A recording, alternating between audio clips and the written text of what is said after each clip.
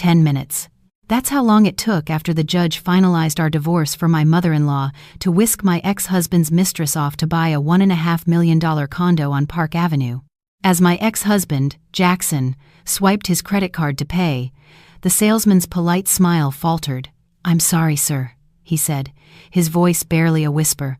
"All 8 of your cards have been declined." I was still holding the warm divorce certificate.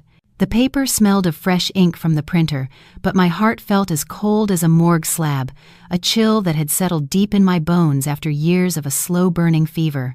Just 10 minutes earlier, in a sterile courtroom in downtown Manhattan, Jackson and I had stood side by side, our signatures ending 5 years of marriage.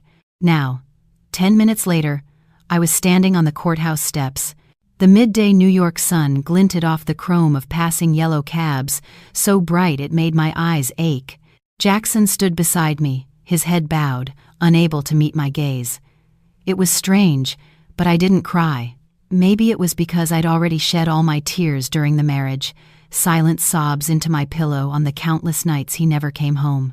Those nights I'd sit in our kitchen, staring at a pot of his favorite chili growing cold, listening to the wail of sirens on the street below, praying each one wasn't a car bringing him back too early from wherever he was. Those nights I'd choked back tears, wondering what I had done wrong, only to wake up the next morning and force a smile, still saying, "Isabel, I'm here if you need anything." Still saying, "Honey, I saved you a plate." Jackson stood beside me, clutching his designer wallet so tightly his knuckles were white, as if he was afraid of losing something. His face was a mess of emotions, flushing red then turning pale, like a man who'd just sprinted for his life. I knew he wanted to say something, an apology, even just a single word, one final, clean break before we went our separate ways. Maybe a pathetic excuse like, "Anna, please don't make a scene." But he remained silent, just as he had for the past year when I'd asked about the cryptic text messages, about the money mysteriously draining from our business account, about why his phone was always turned off when he came home late. The blare of a car horn sliced through the tense silence. I didn't even need to turn around to know who it was. My mother-in-law, Isabel, a gleaming black Mercedes pulled up to the curb with an aggressive jerk. The door flew open and Isabel emerged, her sharp heels clicking against the pavement like tiny gunshots.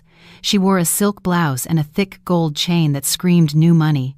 Her makeup was flawless, her hair perfectly coiffed, as if she were heading to a gala, not picking up her newly divorced son. She didn't spare me a single glance. She marched straight to Jackson, grabbing his arm, her voice as sharp and thin as a razor blade. "Is it signed? Good. Divorcing her is the right move. Why stay with a woman who's nothing but dead weight, with a face that looks like she's perpetually sucking on a lemon, just taking up space?" Jackson gently tried to pull his arm away. He mumbled, "Mom, keep your voice down." Isabel shot him a look that could curdle milk. "Down? I want the whole world to hear it. I want everyone to know my son is finally free from the burden of a barren woman who thinks she's the queen of the castle just because she can balance a checkbook." My chest tightened. I knew she always threw my inability to have children in my face. What she didn't know, or pretended not to know, was that 3 years earlier, Jackson had forced me to have an abortion. I can still feel the cold of that clinic, my fingers gripping my sleeves while he stood in the hallway, his voice a chilling whisper. "Don't be selfish, Anna. A baby right now would be a disaster. Do you want our child to grow up watching me stressed out, with my mother breathing down my neck and the business on the verge of collapse?" I believed him. I was a fool. I blamed myself and endured the physical and emotional pain to do what he asked. And from that day on, I carried the label of the woman who couldn't conceive. Isabel finally turned to me, a sneer twisting her perfectly painted lips. "From now on, don't you dare try to cling to him. As a businesswoman myself, I know my son needs to be married to a sensible woman, someone who knows how to present herself, not some glorified accountant who spends all day buried in ledgers like a man." I looked at Jackson. He avoided my eyes, terrified of the truth. Suddenly, it all seemed horribly funny. Why had I spent all day buried in ledgers? To turn a company that started in a cramped, rented office into a respectable firm, to land every contract, to attend every networking event, to stay up all night drafting business plans so that Jackson could stand here today, on this street, with a fat wallet and a straight back. And now, I was the dead weight. Isabel pulled out her phone, dialed a number, and put it on speaker. Her voice instantly transformed, dripping with saccharine sweetness. "Mia, honey, it's me. Are you ready? Jackson and I are on our way. We're going to see the condo, okay? The new place is gorgeous." On the other end of the line, a girl's voice, soft as candy floss, replied, "Oh, Isabel, I'm so nervous. I can't wait to see it." "Is it really for us?" Isabel let out a booming laugh. "Who else would it be for? $1.5 million paid in cash so you can have the life you deserve. The new daughter-in-law of this family has to live somewhere respectable. $1.5 million. The number hit me, and my heart didn't just sink, it plummeted. Not with shock, but with a bitterness that coated my tongue. How much of my sweat was in that $1.5 million?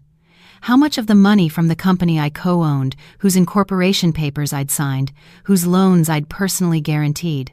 How many nights had I skipped buying a new blouse so we could make payroll and protect our reputation? Jackson, standing next to Isabel, forced a smile. "Yeah, we're on our way now." Isabel shot me one last look, as if brushing away a piece of lint. "You hear that? My son is getting $1.5 million home. Go wherever you want, but don't let me see your face again." The car door slammed shut, the tinted window rising like a final curtain. I watched them drive away, not screaming, not begging. I just felt a vast, hollow emptiness inside me. In my hand, the divorce certificate had curled slightly from the force of my grip, my fingernails leaving crescent marks in the paper. The wind on the courthouse steps blew, carrying the city's scent of hot asphalt and exhaust fumes. I stood still for a few seconds, then pulled out my phone and called Ava, my best friend since college, the one person who'd witnessed every ounce of work I'd poured into my husband and my home. Ava answered on the first ring, her voice tight with worry. "It's done," I said, my voice flat. "It's done. And? Did that witch say anything to you?" I looked in the direction the Mercedes had disappeared. A small, cold curve formed on my lips. It wasn't a smile of joy, but something as chilling as the rim of a forgotten coffee cup. "Isabel is taking Mia to buy a $1.5 million condo. Jackson's paying." There was a stunned silence on the other end, then Ava exploded. "Oh my God, the audacity." I spoke slowly, articulating each word with precision. "Ava, our show is about to start." Ava's voice dropped to a whisper. "Anna, what are you going to do?" I didn't explain. I just gave the order I had been rehearsing in my head for months. "Ava," text Vincent, "tell him to do exactly what we planned. Lock everything down. Everything." I heard Ava take a sharp breath. "Are you sure?" "I'm sure," I replied. I hung up, hailed a yellow cab, and gave the driver the address of the real estate developer's sales office on Park Avenue. During the ride, the city was a chaotic blur of motion and noise. People were honking, laughing, living their lives. Only I, sitting in the back seat, saw my own reflection in the window, a face without tears, but with eyes that looked like they were covered in a thin layer of frost. I told myself, "Anna, you were too good, too patient, and that's why they thought you couldn't feel pain. Today, you don't need to make a scene. You just need to make things right." The cab pulled up in front of the sales office. Inside, chandeliers glittered, marble floors shone, and soft jazz music drifted through the air. I walked in, took off my sunglasses, smoothed my hair, and headed straight for the client lounge. I chose a discreet corner with a clear view of the closing desk. There stood Isabel, her back ramrod straight, acting like she owned the place. Mia, in a white sundress, clung to her arm, her face glowing. Jackson stood behind them, holding a few shopping bags, a strained smile plastered on his face as he tried to look generous. I ordered a hot latte and sat down to wait. I waited for the exact moment they reached the peak of their euphoria. And then, the salesman brought over the credit card machine. Jackson pulled out the first card, offering it up like a trophy.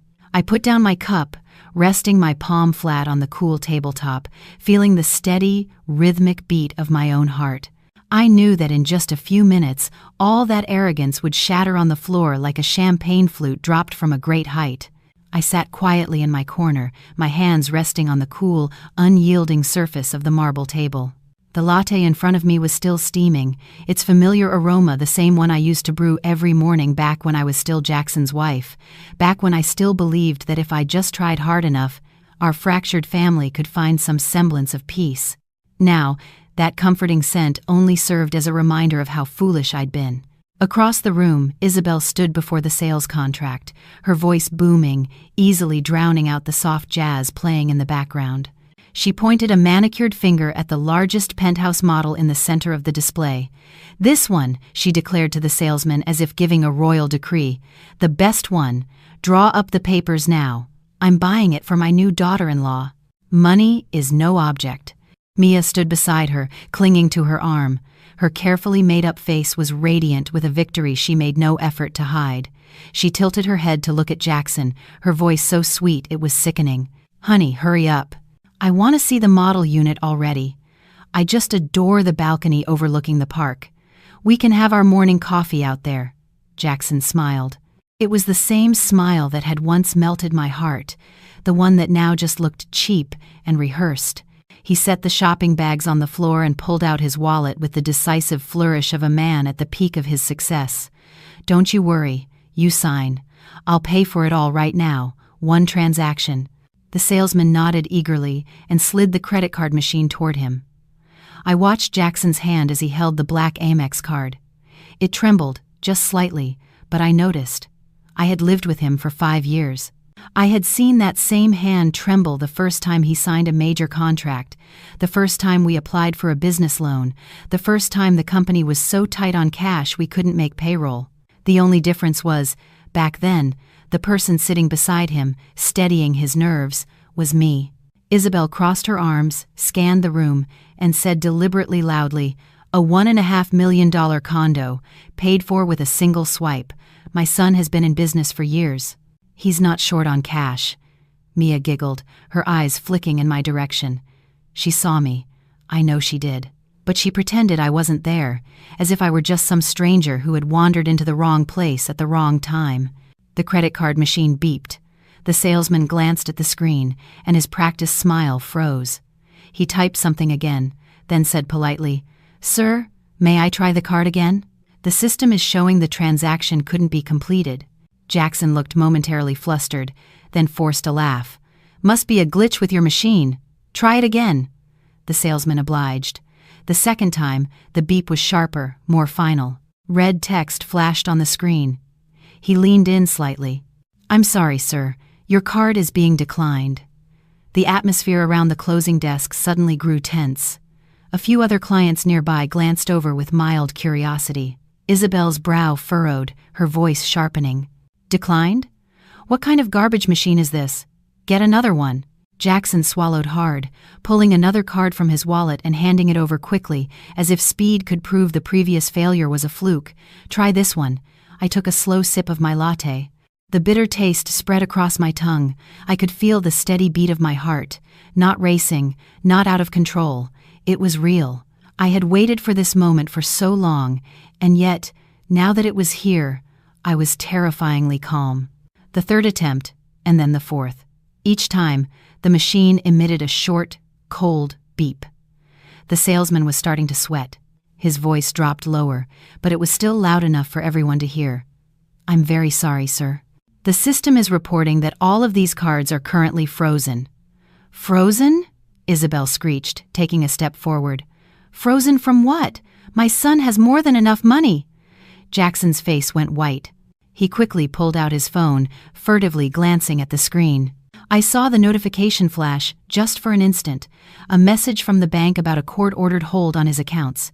He quickly locked the screen, as if hiding the truth could make it disappear. Mia's smile had vanished. She clutched Isabel's hand, her voice starting to tremble. "Jackson, what's going on? Didn't you say the money was all set?" Jackson stammered. It is. It must be a mistake at the bank. Let me just call them and find out what's happening."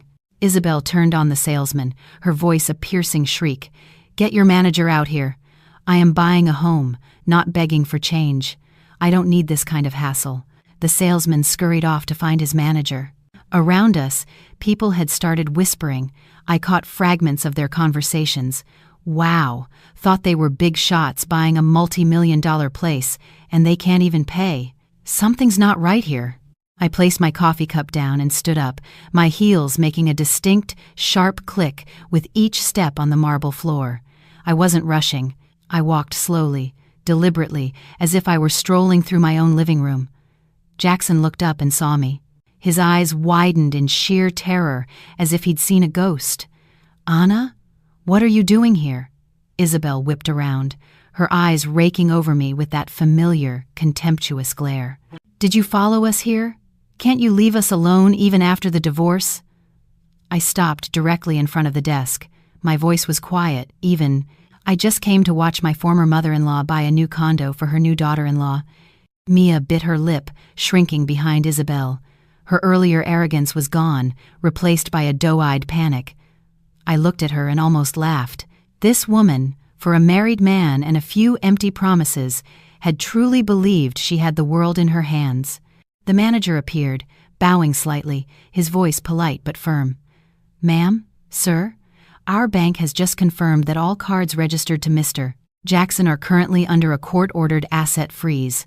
The transaction cannot proceed." "Asset freeze? On what grounds?" Isabel yelled. "By what right?" I spoke softly, not too loud, not too quiet, but with perfect clarity. "Because they're tied to the joint business account, Isabel." All three of them spun toward me in unison. Jackson took half a step back, his voice trembling. "Anna, what are you talking about?" I looked him directly in the eye for the first time in what felt like years. "What am I talking about?" "You know exactly what I'm talking about. The company is in both our names. The accounts are joint. The money belongs to both of us. You withdrew it on your own. You transferred it on your own. You used it on your own. Now, the bank is simply doing its job." Isabel's eyes bulged. "You're lying." "My son earned that money. What does it have to do with you?" I smiled. It was a smile that held none of the weak, placating daughter-in-law from before. "Have you forgotten, Isabel? The day the company was founded, who filed all the paperwork? Who landed the first major contract? Who was the personal guarantor when we took out our first business loan? You might not remember, but the bank certainly does." Mia finally burst into tears, mascara running down her cheeks. "Jackson, say something." "I don't want the condo anymore. Let's just go." Jackson looked from Mia to Isabel, then to me. His face was as pale as a sheet of paper. "Anna, if there's something to discuss, let's talk at home. Don't make a scene here." I shook my head slowly. "I'm not making a scene, Jackson. I'm just taking back what is rightfully mine." Isabel lunged toward me, pointing a finger in my face. "An ex-daughter-in-law dares to raise her voice to her mother-in-law? Did I not feed you and put you through school?" I took a deep breath, my voice growing colder. "You never fed me for a single day. I started working the day I graduated. I brought money into this family to support it, not to be humiliated by you in front of strangers today." The silence in the room was so thick you could cut it with a knife. The manager cleared his throat discreetly. "If you are unable to complete the payment, we will have to temporarily suspend the transaction." Isabel seemed to deflate for a moment, but she tried to hold herself together. "Fine. We don't want to buy it anyway. What a bizarre way to do business." She grabbed Mia's arm and turned to Jackson. "Let's go. I don't believe for a second that the money is gone." Jackson gave me one last pleading look. I turned away, refusing to meet his eyes. I had looked at him for 5 years. That was more than enough. As they passed me, Mia paused for a second and looked at me, her voice choked with sobs. "Ma'am, I'm sorry. I didn't know," I replied softly. "Whether you knew or not, it doesn't matter anymore." They left in a flurry of chaos. I stood there, feeling as though a massive stone that had been pressing on my chest for years had finally been lifted.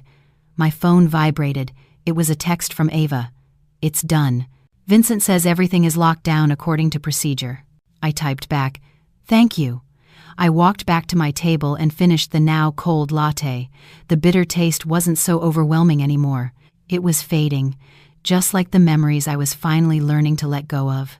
Outside, the afternoon sun streamed through the large windows, strangely bright. I knew this was only the beginning. They left behind a silence so profound I could hear the frantic drumming of my own heart. The marble floor was still gleaming, the chandeliers still dripped with light, but the air of triumphant celebration had popped like a soap bubble. I stood alone in front of the closing desk, my mind a clean, quiet slate, not with regret, but with a stark clarity. From this moment on, I was no longer Isabel's daughter-in-law or Jackson's wife. I was just Anna, a woman standing on her own 2 feet. The manager approached me, his voice soft. "Is there anything else you need, ma'am?" I shook my head and offered a polite smile. This smile wasn't for him or anyone else, it was for me. I turned and walked out. The late afternoon light hit my face, warm but not harsh. I felt, for the first time in years, like I could truly breathe. Just as I reached the curb, my phone rang again. It was Ava, I answered. Before I could say a word, she fired off a series of questions. "It's done? How did it go? Are they gone?" I answered concisely. They couldn't buy it. On the other end of the line, Ava let out a huge sigh of relief. So, everything went according to plan. Vincent just confirmed the bank has executed the freeze on all of Jackson's personal accounts, including the ones Isabel had her name on. I stood still for a second. Even though I was prepared for this, hearing it confirmed sent a small, sharp pang through my heart.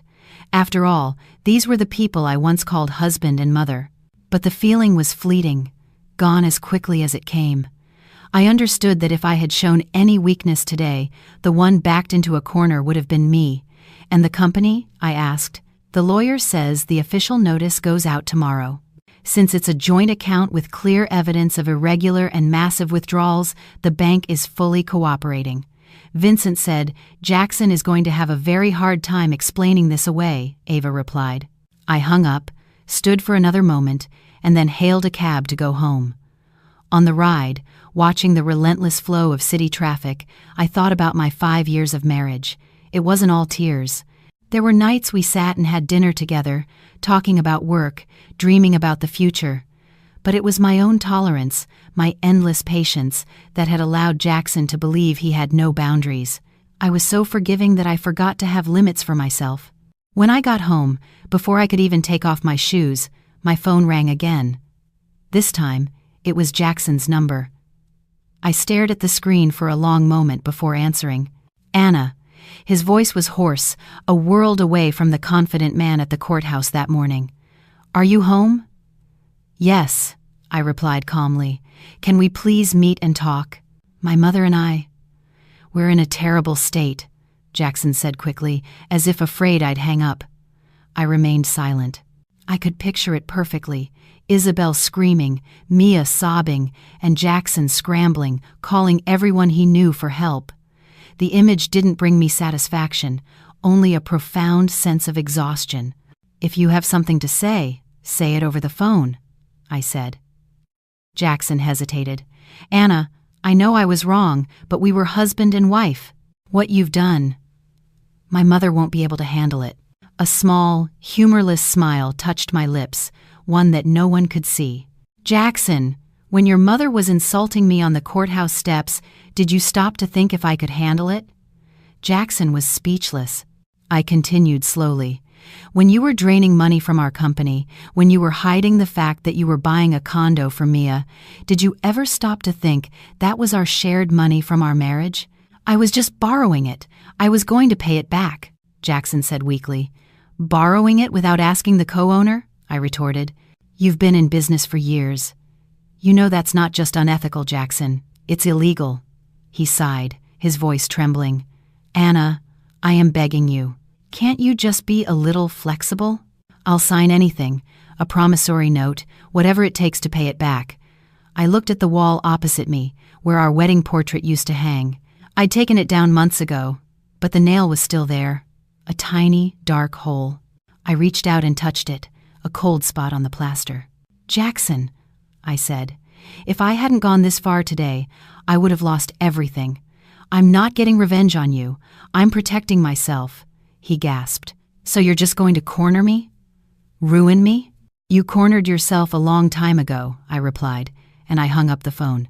My hand was shaking slightly, but my heart felt lighter. Some conversations, if you let them go on too long, just drain the strength right out of you.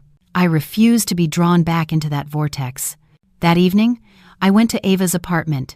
She made a bowl of hot tomato soup and set it in front of me, just like she used to in college whenever I was overwhelmed. Eat, Ava said. Today is a new beginning. I ate slowly, one spoonful at a time. Ava, I'm not as happy as I thought I'd be. Ava nodded, her expression serious. Because you loved him once. But Anna, letting go isn't the same as losing. I looked up at my friend, my eyes welling up for the first time that day. What I'm most afraid of, I whispered, is that this will turn me into a cold person. Ava gave me a sad smile. Being cold to people who hurt you doesn't make you a bad person. You're still Anna. You're just an Anna who finally knows how to protect herself. I got home close to midnight, lying in bed, staring at the ceiling. Old memories flickered through my mind, but they no longer had the power to suffocate me. I drifted off to sleep without realizing it. The next morning, I was woken by the insistent buzzing of my apartment intercom. I opened the door to find Isabel standing there, her hair a mess, her eyes red and puffy.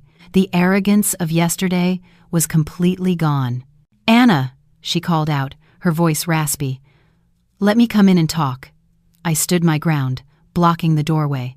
If you have something to say, you can say it right here. Isabel choked back a sob. I know I was harsh yesterday, but you can't do this to Jackson. He's my son. I looked at her, really looked at her, for the first time in a long time. The lines on her face were deep, her eyes a chaotic mix of anger and fear. I took a deep breath. I understand that you love your son, but I am also my parents' daughter. I cannot destroy myself just to accommodate your love for him. Isabel burst into tears. If something happens to Jackson, how will I go on? I was silent for a moment. Then I said, You once asked me if I could handle it. Today, I'm asking you. If I hadn't defended myself, who would have handled it for me? Isabel stared at me, as if seeing for the first time that I was no longer the submissive daughter-in-law of her memory. She turned, her shoulders slumped in defeat. I'm leaving.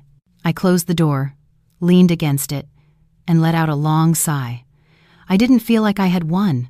I just felt like a chapter of my life had finally, irrevocably, turned. My phone vibrated. A text from my lawyer, Vincent. File is complete. The bank and the authorities will be meeting with Mr. Jackson directly tomorrow. I read it and put the phone down. Outside, the morning sun was rising. I made myself a new cup of coffee, black this time. The pure, bitter taste filled my mouth, but it felt right. I knew the road ahead was still long. This business with Jackson, Isabel, and Mia wasn't over. But at least I had crossed the first threshold, the threshold of my own fear. I walked to the window, watched the city wake up, and told myself silently, Anna, from now on, you don't need to ask anyone for mercy. The next morning, I arrived at the company earlier than usual. The office was still quiet, with only the receptionist wiping down the front desk. When she saw me, she straightened up. Good morning, Mrs. Miller. Miss Hayes. I gave her a small, genuine smile.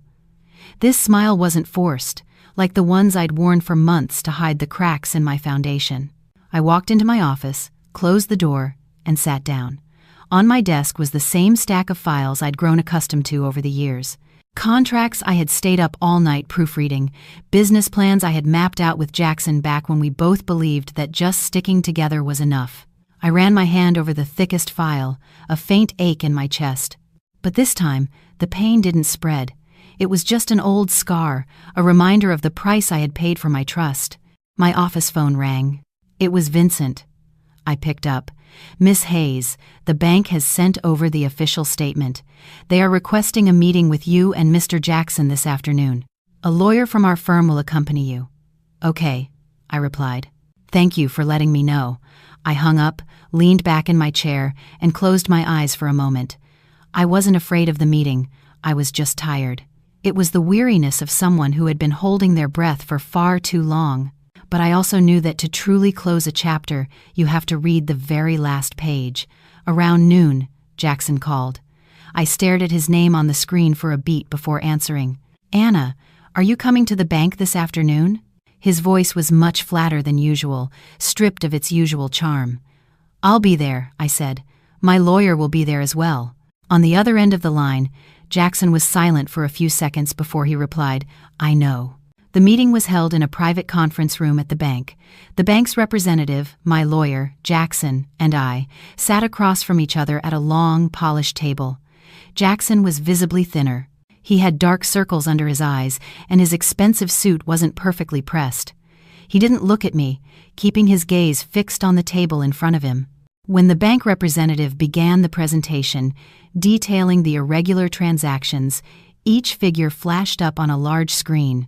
I could hear Jackson's breathing become shallow and ragged. My lawyer turned to me. "Miss Hayes, according to these records, this sum of money was withdrawn and transferred without your consent.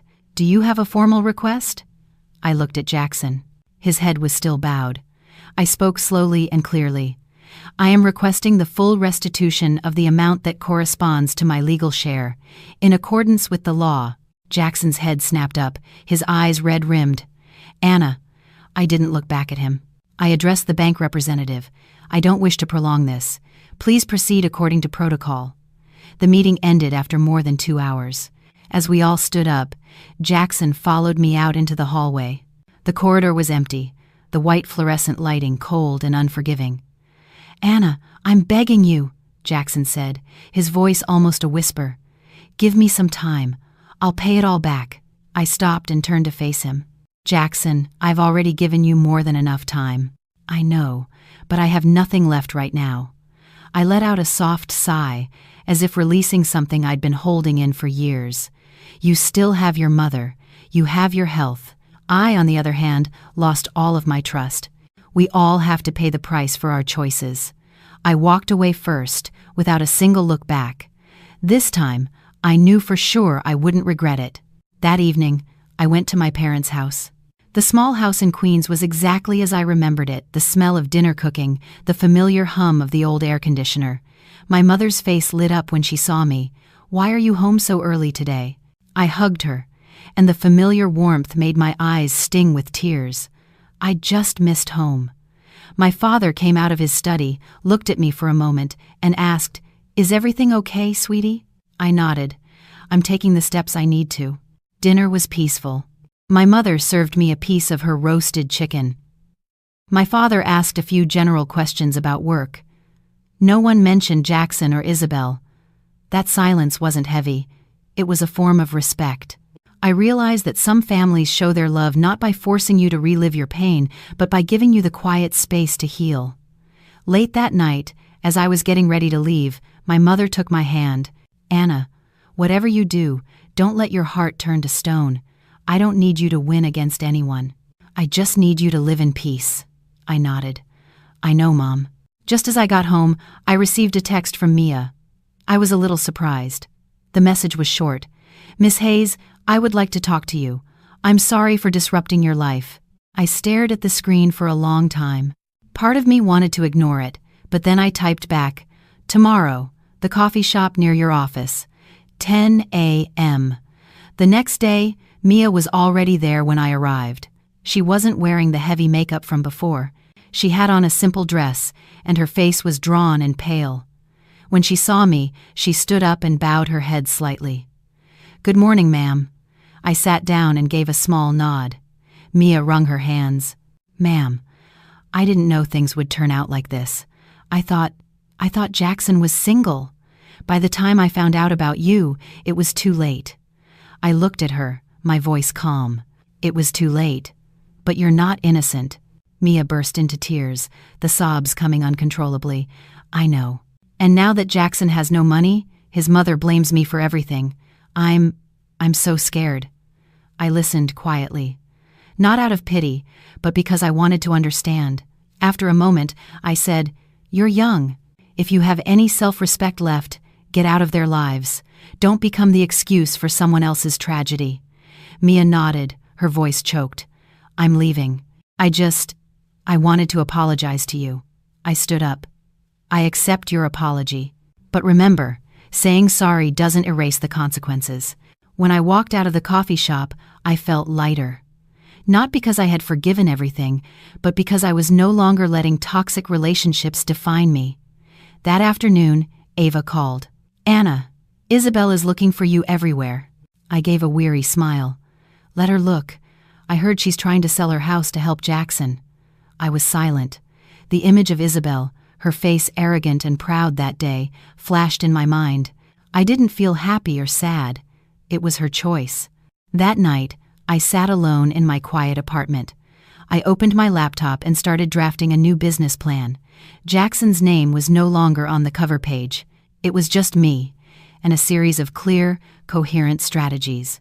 Outside the window, the city lights were coming on, one by one. I took a sip of hot tea and told myself silently, "Anna, you don't have to prove anything to anyone anymore. Just keep moving forward." I knew the storm hadn't completely passed. The issues with Jackson and Isabel still had loose ends, but I also knew that I was finally strong enough to face them. The days that followed were slow but not quiet. I immersed myself in work, not as an escape, but as an act of reconstruction. The company began to restructure. The departments Jackson had once mismanaged now fell under my direct supervision, with help from my trusted senior manager, Victor. It wasn't easy, but at least there was clarity. I no longer had to wonder who was hiding what from me. One afternoon, as I was reviewing financial reports, Victor knocked on my office door and came in. "Anna," he said, his expression serious, "there's something I think you should know." I looked up. "Tell me." Victor lowered his voice. "The authorities have finished their initial investigation into Mr. Jackson. He's likely facing a significant fine and potentially criminal charges for embezzlement if he can't make full restitution within the court-mandated time frame." I nodded slightly. The news didn't surprise me. "And regarding Isabel Miller," Victor continued, "she's put her house on the market. It seems she's trying to secure a loan against it to cover part of Jackson's debt." I remained silent.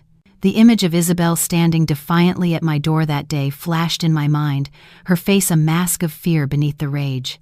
I felt no satisfaction, only the grim observation of a karmic circle slowly closing.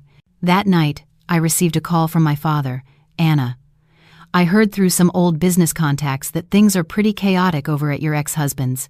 "Yes, I know." My father sighed. "I'm not defending anyone, but remember to always leave yourself a way out. Don't let bitterness drag you down with them." I gripped the phone tighter. "I understand, Dad.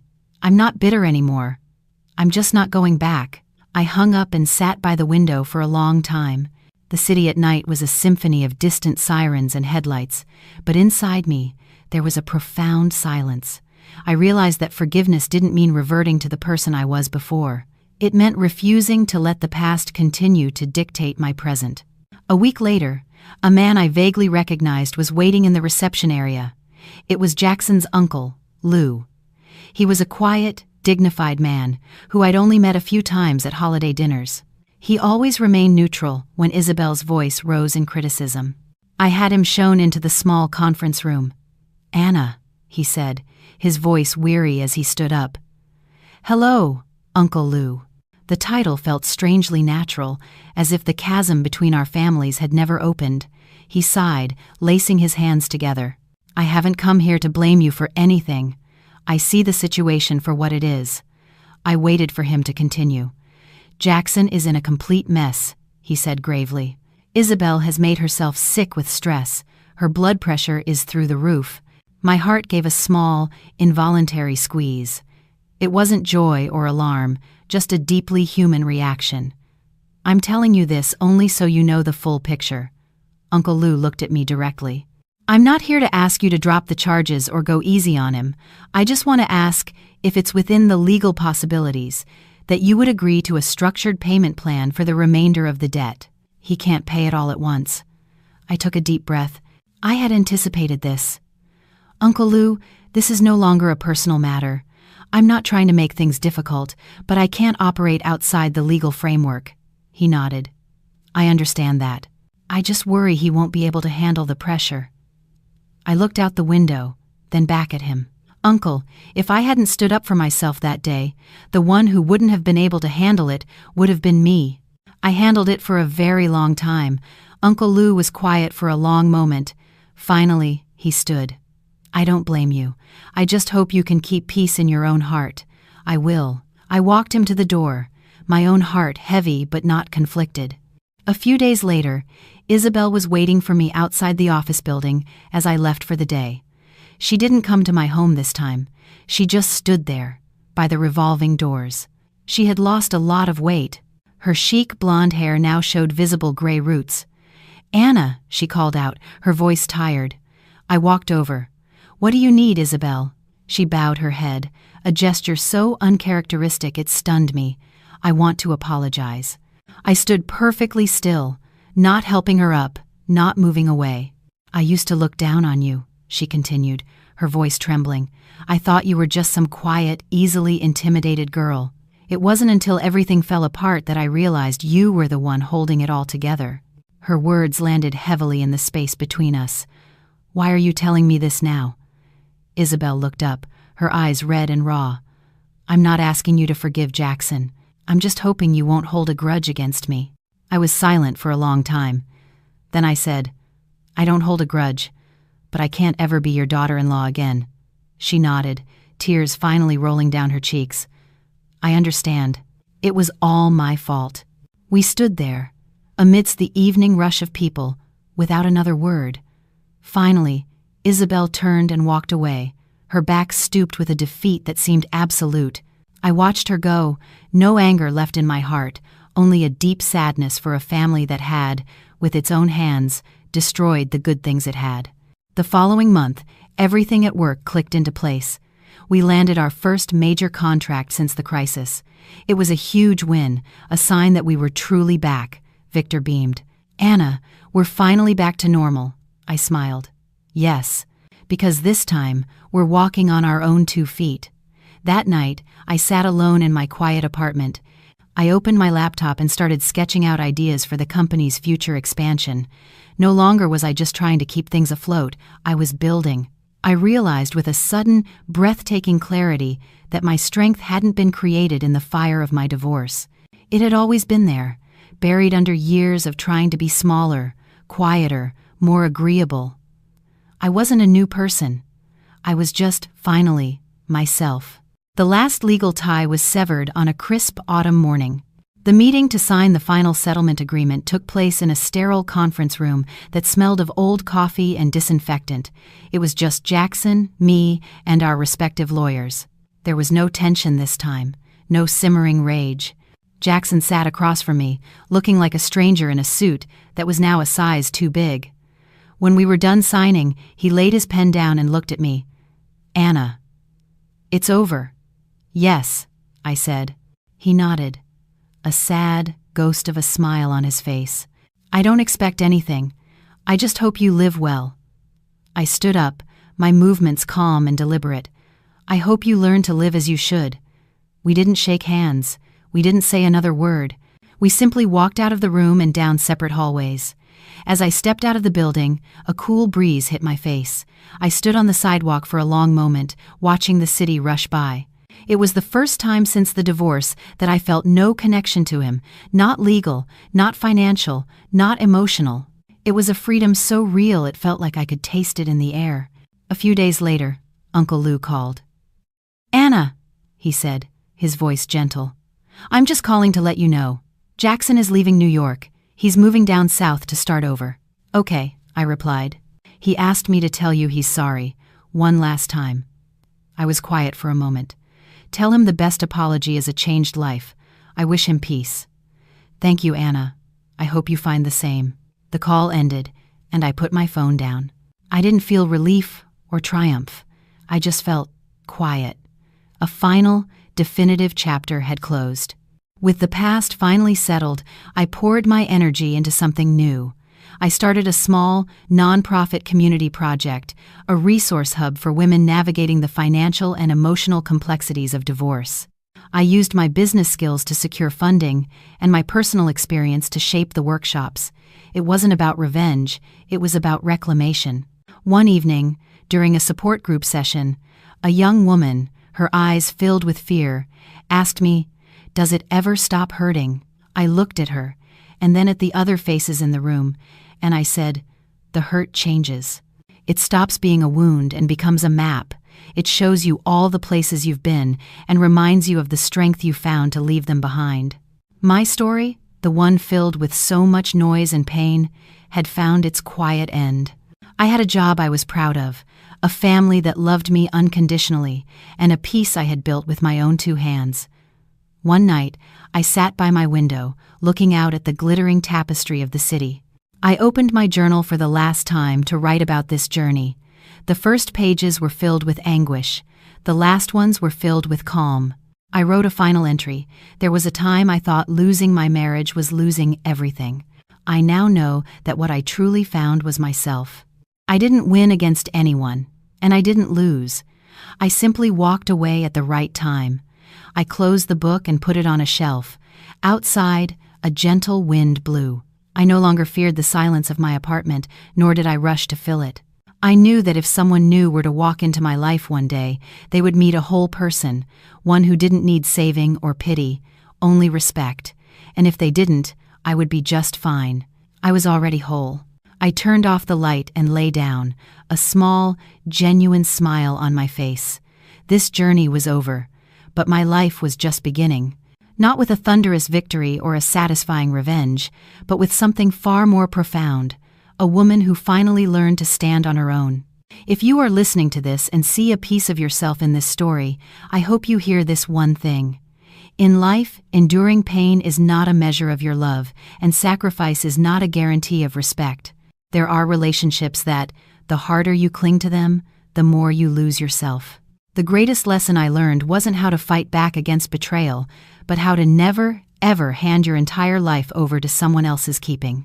Your peace is worth more than their approval. True happiness doesn't come from winning against someone else. It comes from the moment you dare to let go of what is hurting you.